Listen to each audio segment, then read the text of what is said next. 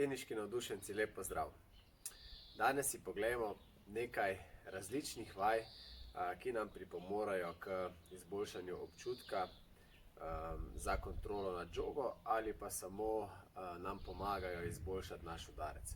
Pa začnimo z osmico, ki nam veliko pripomore pri forehandu k izboljšanju naše pentlje.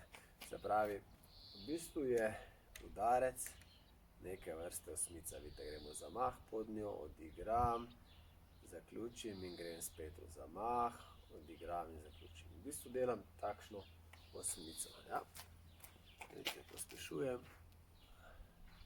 Ja, in v bistvu, če zapestjem znate delati to osmico na eni in na drugi strani,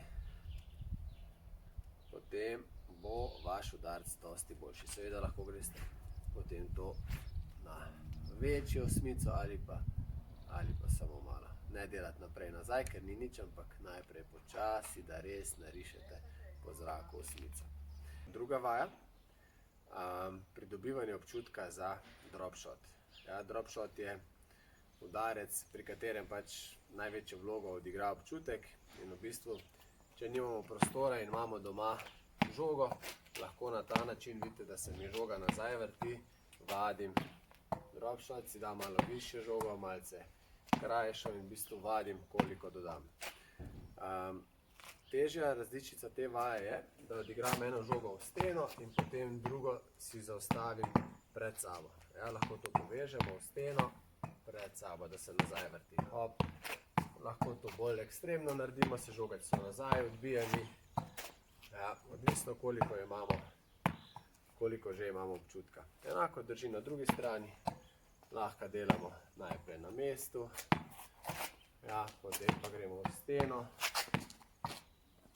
In se v bistvu zabavamo z menjanjem prijema. Z menjanjem prijema, recimo na forehandu. Na backhandu mogoče niti ne toliko, ker ponavadi držimo kladivo največkrat na dvoročnem backhandu in tudi za slice, zato je lažje, tisti, ki znajo skrivati slice udarec, jim je lažje skriti to na backhandu, ker ne rabijo spremeniti prijem. Naredimo še tretjo vajo, pol vole.